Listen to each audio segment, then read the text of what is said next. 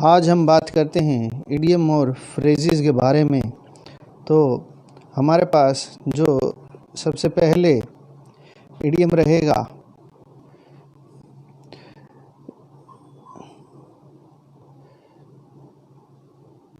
जब किसी आदमी का सारा जीवन जो है झगड़े में बीत जाए तो उसे कहते हैं कैट्स एंड डॉग लाइफ, यानी to leads a life of constant quarrelling, सारी ज़िंदगी झगड़े में बीत जाना। आगे चलते हैं। Kangaroo court. देखिए दोस्तों, कंगारू कोर्ट क्या होता है? जो कोर्ट बेईमानों का होता है, जिस कोर्ट में न्याय नहीं होता, उसे हम कंगारू कोर्ट कहते हैं। ए डिसऑनेस्ट और इनकम्पिटेंट कोर्ट ऑफ लॉ। आगे है burn the candle at both ends, यानी रात भर जाग कर कठिन मेहनत करना, इसे कहते हैं burn the candle at both the ends. To exhaust oneself by working too much, यानी आदमी जो है अपने आप को इतनी कड़ी मेहनत में झोंक देता है, उस समय कहते हैं the burning the candle at both end. Treads on one toes. देखिए इसमें क्या होता है कि जब कोई आदमी गैर जिम्मेदाराना काम करता है तो उसे कहते हैं treads on one toes, involving yourself in matter that are not your responsibility. खाम खा के कामों में लगे रहना। आगे चलते हैं। ग्रीन आइड मॉन्स्टर, इसका मतलब होता है एक मन में जो है जेलसी आना, जिससे एक कॉन्सेप्ट से यहाँ पता चलेगा अ फीलिंग ऑफ एंगर और unhappiness because somebody you like or love is showing interest in somebody else. तो जिस तरह से जेलसी होती है वो ये ग्रीन आइड मॉन्स्टर वहीं से आया है। To plough the sand. अब देखिए धरती को तो सब जो है ना वो हल से बहा सकते हैं, मगर रेत को क्या बहाना। तो इसका बना टू प्लो द सैंड का मतलब है खुद को ऐसे काम में लगाए रखना जिसमें कोई लाभ नहीं मिलता। To busy one self in a way which can't lead to any profitable result. आगे टूथ एंड नेल, यानी पूरे ताकत से किसी कार्य को करना। Make a strenuous effort using all one's resources. Man of straw, कायर पुरुष जो होते हैं, मानो जैसे आदमी की खाल में भूसा भर रखा हो, उसे हम कायर पुरुष यानी मैन ऑफ स्ट्रॉ कहते हैं। फीदर ऑन नेस्ट, यानी दूसरों से अनफेयर तरीके से पैसा कमाकर अमीर बनना, इसको कहते हैं feather on nest. To make yourself rich specially by taking unfair advantages of other. Unfair यानी कि फेयर नहीं थी, अनफेयर थी। 11th आता है टू ब्रेक द आइस, खामोशी को तोड़ना, हिचक को दूर करना। देखिए जब दो, जैसे मान लो कोई जो है लड़का लड़की को देखने गया, उसके घर सब परिवार वाले गए हैं, कोई भी एक दूसरे से बात नहीं कर रहा है, तो फिर लड़की को ही कहना पड़े आप चाय लेंगे, तो it means to break the ice. Apple pie order, देखिए ये हजारों बार आ चुका है एग्जाम्स में। एप्पल पाई ऑर्डर मीन्स तहजीब से सामान लगा हुआ हो। जैसे हम किसी ऑफिस में जाते हैं तो कई जो है ऑफिसर जो होते हैं उनकी फाइलें इधर उधर पड़ी रहती हैं, सब कुछ व्यस्त व्यस्त रहता है। और जब आप किसी और जो है प्राइवेट इंस्टीट्यूट में जाएंगे, कहीं भी किसी भी जो है लेडी का कंपार्टमेंट देखेंगे तो बड़े ही एप्पल एंड पाई ऑर्डर में उनकी चीज़ें लगी होती हैं। जैसे एग्जांपल के तौर her desk is always in apple pie order. Put the cart before the horse. अब देखिए काम को ढंग से ना करना, इसको कहते हैं put the cart before the horse. अब काम को ढंग से कैसे? जैसे मान लो यहाँ आपने नई गाड़ी खरीदनी है, पुरानी बेचनी है, पुरानी बेचने से पहले ही नई को खरीदने चल पड़े, इन्हें कहते हैं to put the cart before the horse. बात समझ में आ गई? अब आगे चलते हैं। Take the bull by the horns. Take the bull by the horns का मतलब है मुसीबत का बहादुरी से डट के सामना करना। टेक द बुल, जैसे कोई सांड को सामने से पकड़ लेता है, ऐसे ही मानो कि भाई किसी को बिल्कुल जो है सामने से ही पकड़ना, यानी मुश्किल हालात का डट के मुकाबला करना। ठीक है, नेक्स्ट, इन द ब्लूज यानी दुखी हो जाना, फीलिंग सैड।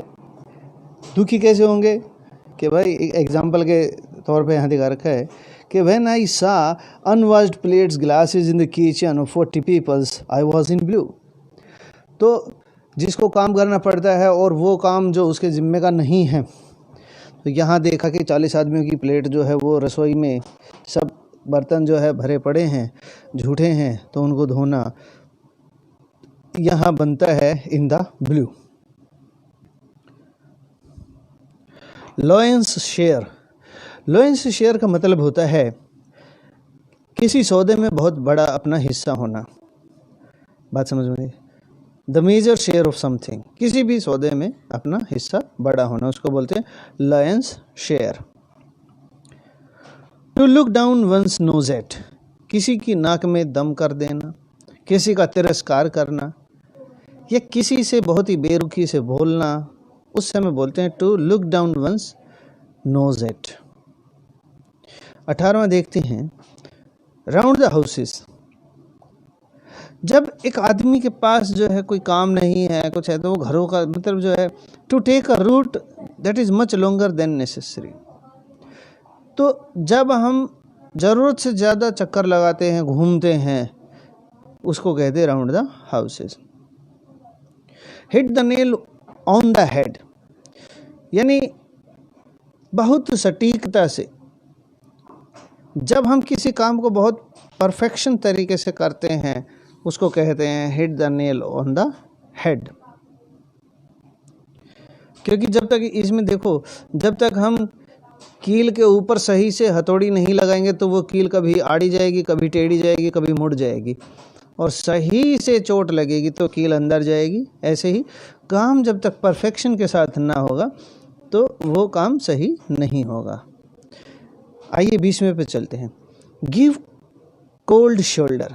देखिए, कोल्ड शोल्डर का मतलब होता है किसी के साथ रूखा व्यवहार करना, किसी को इग्नोर करना। यहाँ एग्जाम्पल के तौर पे आप देख सकते हैं, I thought we were friends but the last time I saw him he gave me a cold shoulder. तो जो बेरुखा व्यवहार करना, किसी को पहले से खूब जानते हो मगर अब जैसे अनजान है, तो इस तरह के उसको बोलते gives cold shoulder. To give a piece of mind, साफ साफ कह देना, to give a piece of mind. अब इसमें देखिए कैसे है, जैसे कि ये यहाँ एक उदाहरण के तौर पे बताया कि भाई किसी का कुत्ता जो है 4 दिन से जो है चौथी बार जो है उस कुत्ते ने जो है हम पे भौंका है, और आज मैं जा रही हूँ उसको एक पीस ऑफ माइंड देने, साफ साफ कहने कि या तो कुत्ते को अपने को संभाल लो, नहीं तो इस तरह से। ठीक है, आगे 22वां करते हैं, प्रोज एंड कॉन्स, पक्ष विपक्ष। जैसे एग्जाम्पल के तौर पे यहाँ देखते हैं, your idea is interesting but let's look carefully at its pros and cons before we take any decision. यानी तुम्हारा जो प्रस्ताव है वो अच्छा है, मगर एक बार इसका पक्ष विपक्ष तो जान लें, बैठ जाएं, उस समय हम कहते हैं प्रोज एंड कॉन्स। 23वां है, बाय लीप्स एंड बाउंड्स, बहुत तेजी से। जैसे the corn is growing by the leaps and bounds, या the school admission is increasing by leaps and bounds. ये होता है लीप्स एंड बाउंड्स, जब कोई चीज़ जल्दी जल्दी बढ़ती है। मेक नो बोन्स अबाउट, यानी जरा भी नहीं हिचकना। नहीं, इसमें क्या होता है कि जब हमें कोई हेजिटेशन नहीं होता है तो हम किसी बात को कहने में संकोच ना करें, तो उसको कहें make no bone about. Head to mouth, 25वें पे आ गए हैं हम। Head to mouth, hand to mouth, sorry hand to mouth है, कहता है बस किसी प्रकार गुजारा करना। तो जो गरीब आदमी होता है, जिसके पास सिर्फ खाने का है इंतज़ाम होता है, जिसने अपना सिर्फ 2 वक्त की रोटी तक का ही उसका इंतज़ाम होता है। Existence is a way of life in which you have hardly enough food और मनी टू लिव ऑन। तो उसको कहते हैं हैंड टू माउथ, भाई सुबह कमाया शाम तक खाया बस। 26 पे चलते हैं। From cradle to grave. अब क्रेडल टू ग्रेव का मतलब होता है जन्म से अंत तक। जैसे she lived in the same village from the cradle to the grave, वो जन्म से अंत तक इसी गांव में रह रही थी। आइए 27 पे आ गए हैं। क्वेयर समबडीज पिच, यानी शर्त को और मुश्किल कर देना, शर्त को और मुश्किल बना देना, यानी making a deed more difficult for someone. जैसे कोई रूल ऐसे बना दें, कोई टैक्स का गवर्नमेंट कोई ऐसा रूल बना दे जो है शर्तें जो और मुश्किल हो जाएं, तो उस समय कहेंगे queer somebody's pitch. 28 vultures are circling, यानी जब चील आसमान में घूमती है, यानी कि ये वहाँ से बना है कि जब किसी के सिर पे खतरा मंडराता है उसी समय somebody is in the danger and its enemies are getting ready for the kill। किसी आदमी के सिर पे जो है वो मौत मंडरा रही है, उसको मारने वाले उसकी फिराक में वहीं आसपास में घूम रहे हैं, उस टाइम पे कहते हैं vultures are circling to get the hang of the thing। यानी to get the hang of thing का मतलब होता है किसी चीज़ को यूज़ करने से पहले उसको चलाना सीखना, उसको बोलते हैं to get the hang of things. To begin having or acquired general sense of having how to do or use something or how something operates, to become familiar with something, इसको कहते हैं to get the hang of things. आइए 30वें पे आ गए हैं। Walking on the broken glass. Walking on broken glass का मतलब होता है किसी बात की सजा देना। When a person is punished for something, इसको बोलते हैं वॉकिंग ऑन ब्रोकन ग्लास।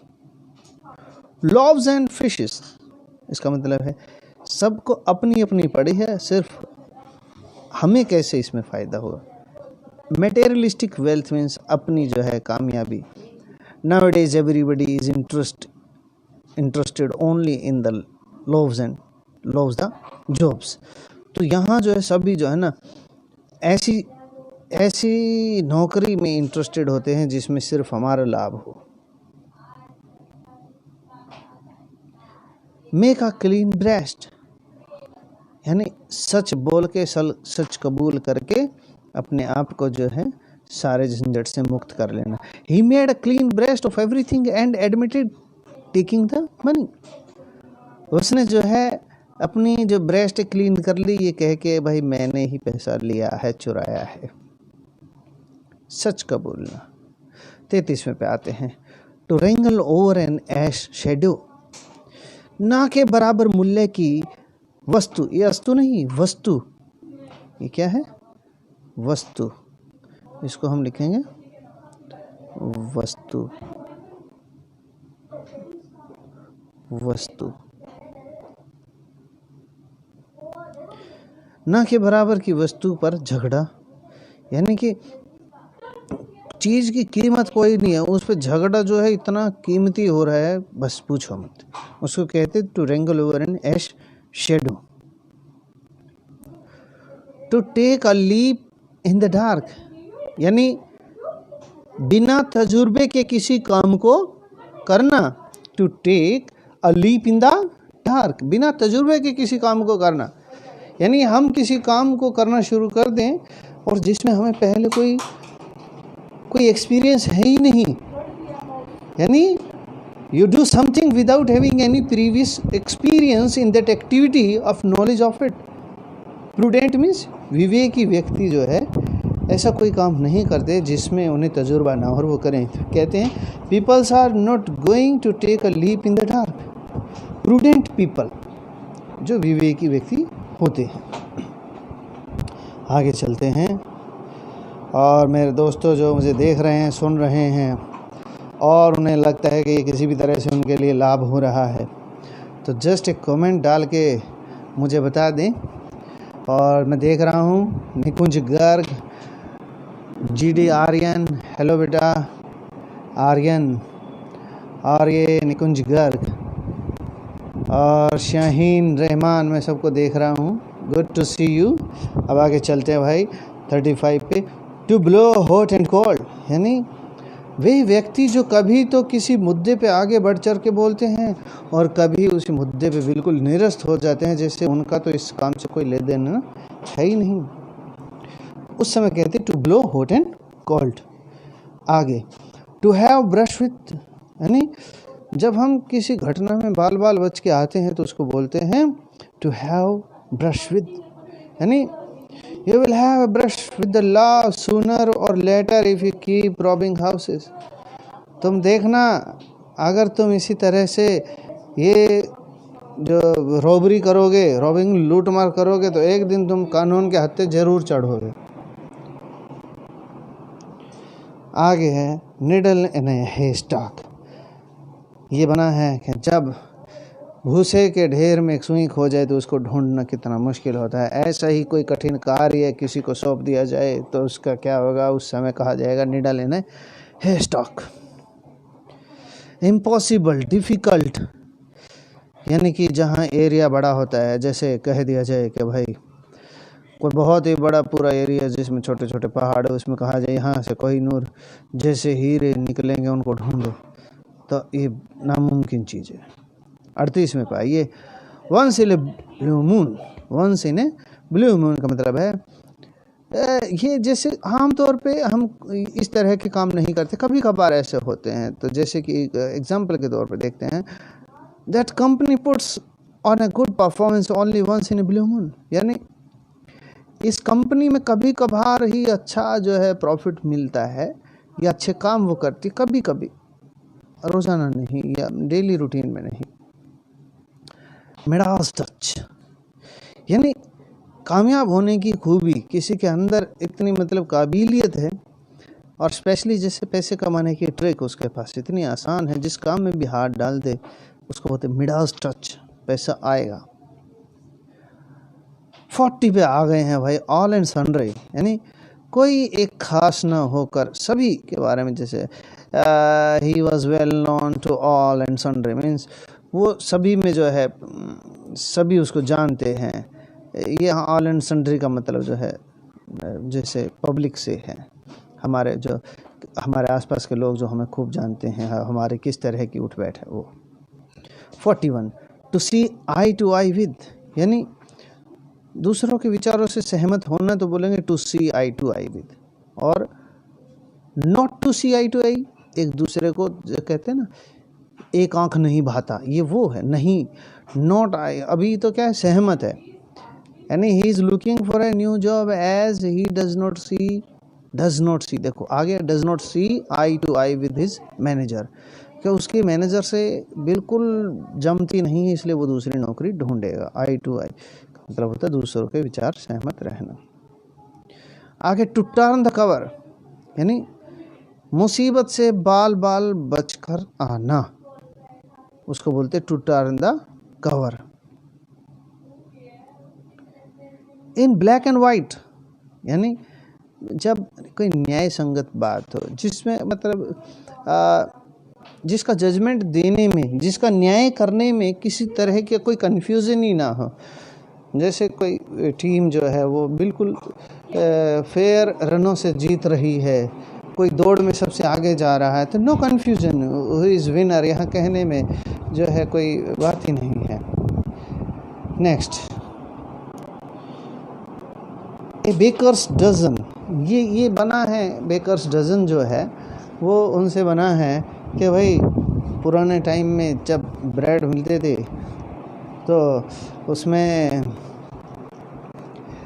12 होते थे ब्रेड, तो 12 की जगह अगर 13 रख दें तो झंझट ही ख़त्म हो जाएगा, तो उसमें कहते हैं ए बेकर्स डजन। नेक्स्ट चलते हैं तो इस पिछले से क्या समझ, बेकर्स डजन का मतलब होता है कि जब हमें कोई चीज़ गिन के या जब हमने कोई चीज़ देनी होती है तो उस टाइम पे जो है हम जो है हमें कम नहीं देना चाहिए ताकि हम किसी झंझट में ना फंसें। Piece of the same cake, यहाँ मुझे लगता है कि ये जो आर्यन है ये जो है ये हमारा स्टूडेंट रहा है अलीपुर से। इफ़ इट इज़ तो बेटा जी इसमें लिखना।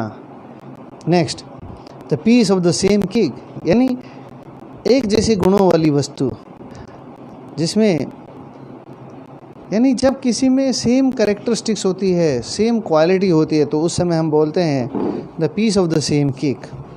जैसे कोई अच्छा क्रिकेटर है और दूसरा कोई एक और बल्लेबाज, जैसे सचिन तेंदुलकर हमारे थे, और ऐसे ही हमारे जो है विराट कोहली आ गए, तो इस समय हम कह सकते हैं the piece of the same cake. Next, virgin territory, बिल्कुल नया कार्य क्षेत्र, यानी वर्जिन टेरिटरी मीन्स हमारी बिल्कुल नॉलेज नहीं है किसी भी काम में। इस काम में जो पर्टिकुलर हम करने जा रहे हैं और उसका जो है जब उसमें हम काम करने जाते हैं तो उसको बोलते हैं virgin territory. Under lock and की, जब हम सोचते हैं कि ये चीज़ बहुत ही सुरक्षित हो गई है तो उस समय उसको बोलते हैं अंडर लॉक एंड की। भाई जैसे कैदी जेल में होते हैं तो बोलेंगे अंडर लॉक एंड की, या किसी के जवाहरात जो हैं वो अगर बैंक के लॉकर में रखे हैं तो बोलेंगे under the lock and key at the bank. 48 पे आइए, to rip up with old source, यानी पुरानी बातों को लेकर झगड़ना। ये एक आदमी ऐसी आदत होती है कि to revive a quarrel which was almost forgotten, जब भूल जाते हैं फिर से उनको, to rip up with the old source. Hobson's choice, ये एग्ज़ाम में कई बार आ चुका है। हॉब्सन्स चॉइस, इसमें क्या होता है कि और कोई रास्ता ही नहीं है, जो कुछ ये चॉइस जो मिली है यही एक लास्ट रास्ता। जैसे if I don't agree with their terms I will lose my job, यानी उनकी टर्म और जो शर्तें हैं जो नहीं मानी तो मेरी जो नौकरी है वो हाथ से जाएगी, इसलिए इसको बोलते हैं Hobson's choice. Next, end in a fiasco, यानी एंड इन ए फैसिको का मतलब होता है घटिया प्लान से लास्ट में मुंह की खानी, यानी इस तरह का प्लान बनाना कि सारा काम चौपट हो जाए, उसको बोलते हैं end in a fiasco. To pull strings, यानी अपने रुतबे का गलत कामों में इस्तेमाल करना, उसको बोलते हैं टू पुल स्ट्रिंग, यानी लोगों को किसी गलत धंधे में लगा दो, जाओ तुम ये करो, और जब कोई मुसीबत आने लगे तो वो अपनी शक्तियों से सब चीज़ों को अपने अंडर कंट्रोल में ले ले, तब कहा जाता है to pull string. Paint the red town, paint the town red, यानी कि जब एक आदमी जो है बाहर निकलता है अपने शहर में और खूब मौज मस्ती करता है, उसका अच्छा समय होता है, उसको बोलते हैं paint the town red.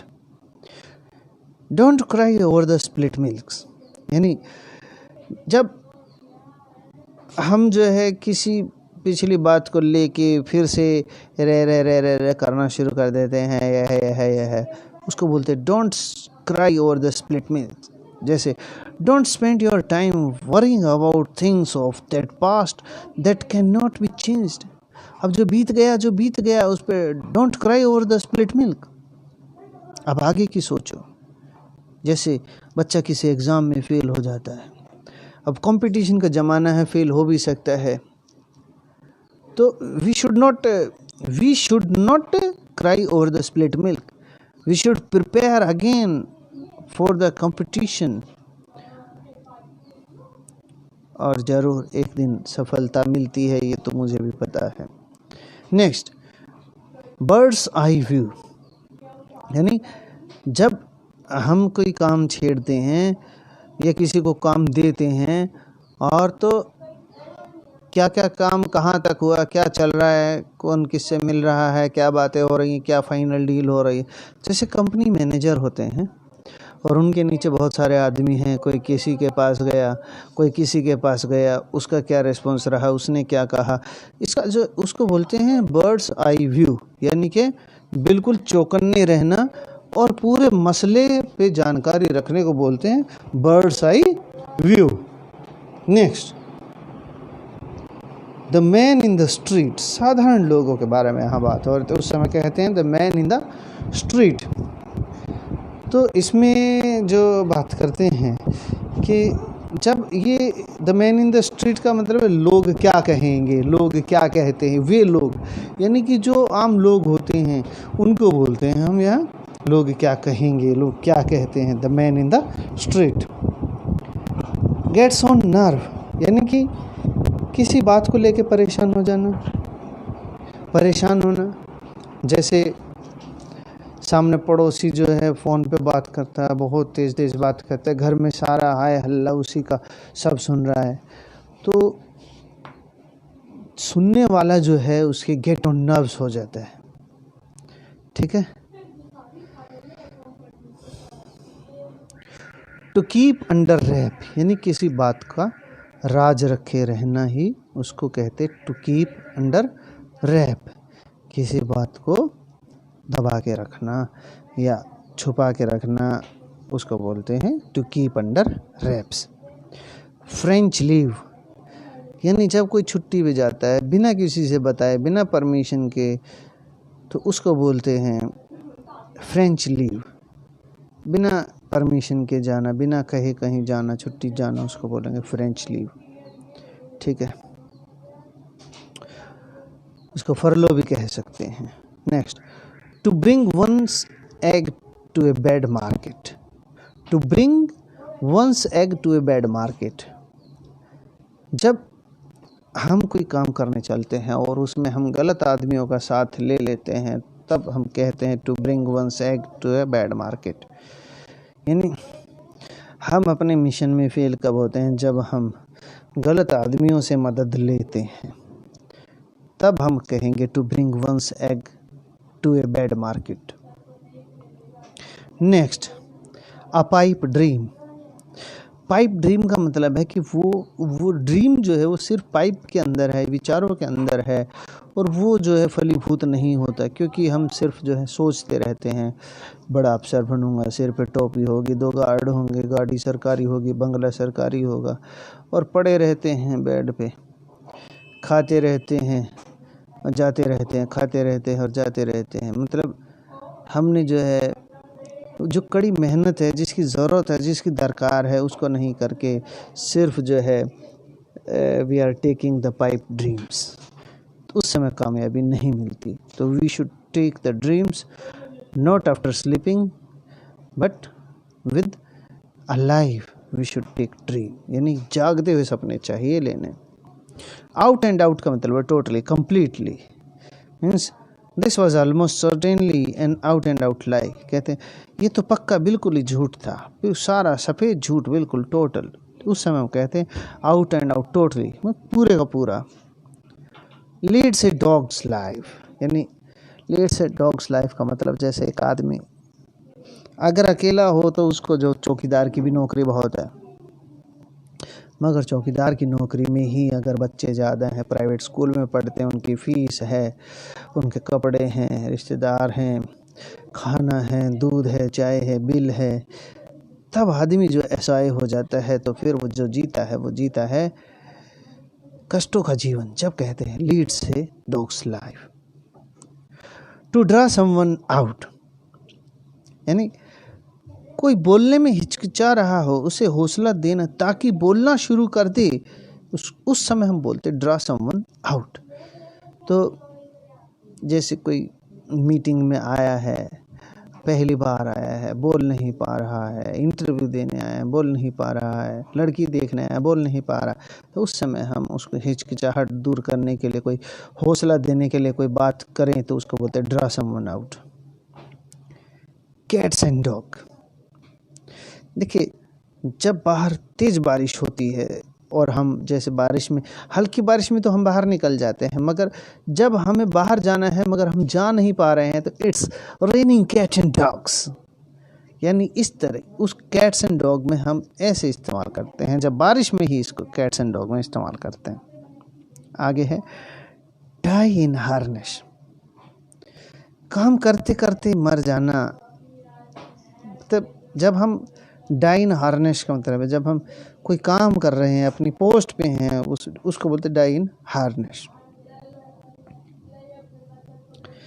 Kill 2 birds with 1 stone, यानी एक तीर 2 शिकार, उसको बोलते हैं किल 2 बर्ड्स विद 1 स्टोन, एक तीर 2 शिकार। यानी हमने एक ही बात से जो है दो कामों को सुधार दिया, कर दिया, उनको बोलते हैं किल 2 बर्ड्स विद 1 स्टोन। 67 पे चलते हैं। तो मुझे उम्मीद है दोस्तों आपको ये पूरा समझ में आ रहा होगा, और ये सारे का सारा जो है ये एग्ज़ाम का मटेरियल है, ये बहुत बार आ चुके हैं, और अगर आप इसको पसंद करेंगे और डिमांड करेंगे तो हम और भी आपको इस तरह से मटेरियल बना के देंगे। नेक्स्ट है to be in a dilemma. जब व्यक्ति धर्म संकट में होता है तो उसको कहते हैं to be in a dilemma. तो डिलेमा में जब होता है, जैसे घर में 2 बच्चे हैं, दोनों झगड़ रहे हैं, दोनों की एक जैसी जो है पनिशमेंट है या मतलब गलतियां हैं, तो फिर धर्म संकट ये है किसका साथ दे, उसको बोलते हैं बी इन अ डिलेमा।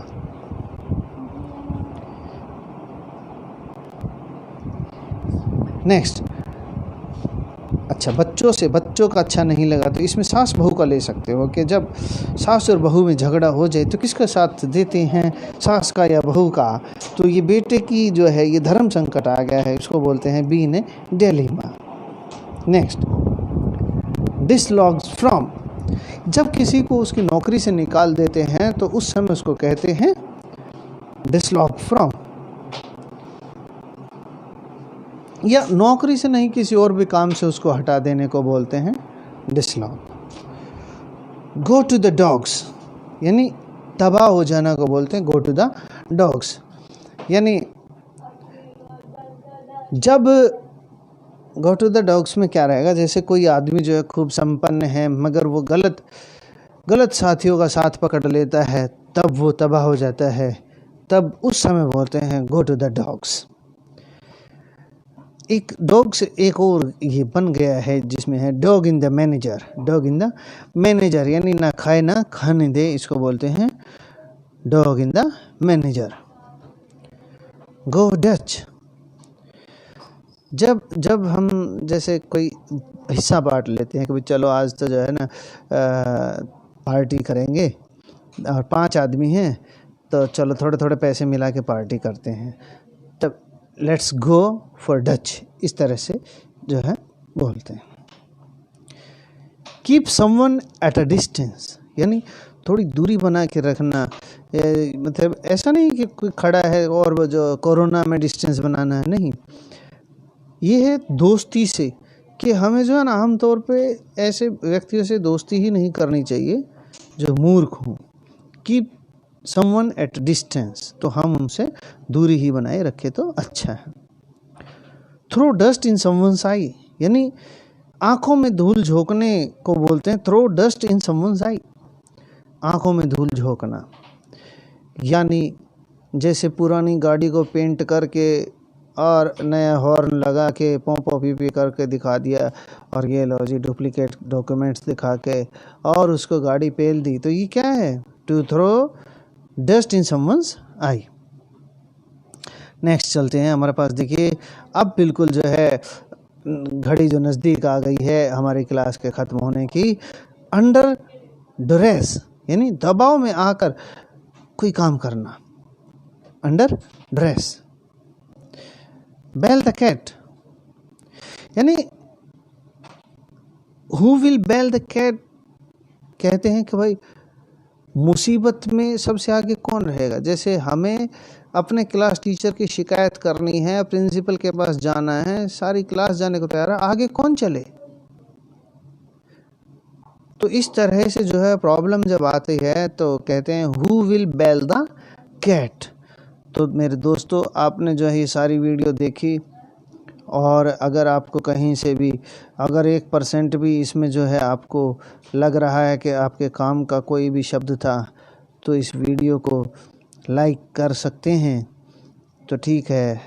और अगर इस तरह की वीडियो अगर आपको लगातार चाहिए तो इस चैनल को सब्सक्राइब कर लें ताकि आपको नोटिफिकेशन मिल जाए। इसलिए यहाँ एक इस तरह की एक बेल कुछ नज़र आ रही होगी, उस पर आप जो है अपनी ऐसे फिंगर लगा दें माउस के ज़रिए, तो फिर आपको नोटिफिकेशन भी मिल जाएगा।